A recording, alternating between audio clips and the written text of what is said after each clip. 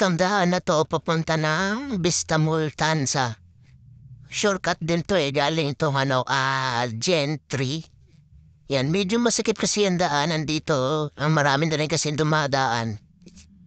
Ayan, 'pag nagkasabay-sabay kasi ang daan dito, traffic na talaga.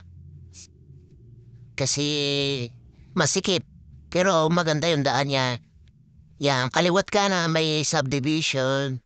Ito tricycle na 'to, hindi ko alam kung kakanan o kakaliwa. Nagulat talaga ako, bigla na lang siyang kumaliwa, ayan. Pagkatapos siya, dire-diretso na tayo diyan. Ano lang ako diyan, hindi ako masyadong mabilis yung takbo kasi chill-chill lang, gano'n.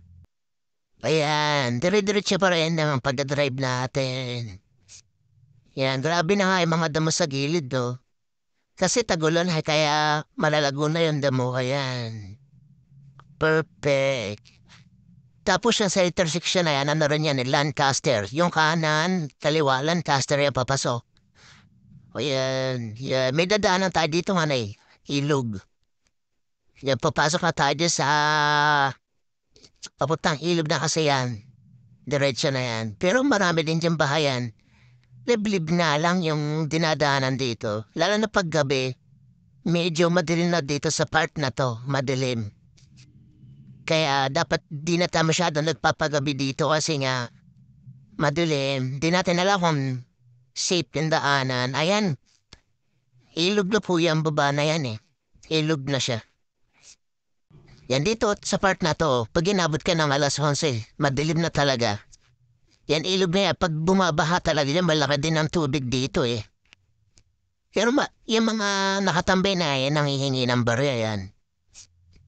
Minsan nagbibigay din tayo ng barya, pangkain, kung magkano lang yung may abot mo, hindi naman sila na may build kung magkano ibigay o basta kung ano lang yung gusto mong ibigay. Yun, nakalampas na nga tayo sa ilog. Nilampasan tayo ni ate, Bilis ni ate, may karera yata yun. Ang bilis nangunguna Siguro may inahabol na yun, na movie or ewan, Yan, kumanan tayo dito. Tapos, pagdating dun sa may dulo, kakaliwa tayo, ayan. Kaliwa na yan, ang labas na natin dito ay sa may na. Bestamol, Tansa na. Dami kasi ditong shortcut. Medyo mataas kasi yung hams, kaya dahan-dahan lang yung pagana natin, pagtawid. Pagtawid, diretso na ulit. Ayan, may ano din dito mga palayan. Ito nga ang ganda ng palayan dito malapit na siyang anihin. Yung kulay yellow na yan. Ito, another hams na naman. Perfect. Pag hindi mo talaga kabisado yung daan, taas ang bilis ng takbo mo, ang taas ng hams. Baliktad ka talaga dyan. Oo, promise. Baliktad ka talaga din. Ito dito sa kanan ko, ito, may araw na yan, Naneneng Resort. Pwede ka dyan magpabook resort. Tahimik dyan, lalo na sa gabi. Yun, ito naman kita niya mga yelo na yan, yelo mga dahon. Alayan yun malapit na siyang anihin. Pero ang ganda niya buti nga hindi siya inaabot ng bagyo. Kung inaabot siya ng bagyo dito, dadapa kasi yan. Ang ganda pa naman ng palay na yan. Buti nga lang hindi masyado inabot ng ulan. Kung inabot talaga ng ulan yan, dadapa yan. Parang kunti na lang haanihin dyan. Kasi nga nakadapa siya. Ay kanan ulit tayo, dire-diretso na po yan. Di ba ang ganda ng daanan, may hiwa sa gitna. Perfect yung daanan dito, may hiwa. Grabe slow down kasi yung may intersection na ulit. Pag papunta ang kanan, ano yan? Ang labas mo dyan, sa may Anyana na. Hanggang sa may Robinson Gentry na. Shortcut na yan. Tapos doon sa may intersection na yon, yung kaliwa naman, papunta namang 13. Di ba ang dami ng shortcut dito? Kala nyo Ang pangit lang dito, yung yung bitak-bitak. Nasa gitna kasi yung bitak-bitak. Hindi mo alam bakit may bitak-bitak Siguro sa dami na nang dumadaan. Ayan, diretso na ulit tayo. Hanggang dulo yan eh, bitak-bitak yung daanang yan. May malalim nga dyan eh, ito, malalim yan, malalim yung gitna na yan. Pag di mo talaga kabisado yan, naku, patayari ka. Bukas makalawa, mayroon ka ng gasgas sa tuhod mo o sa braso.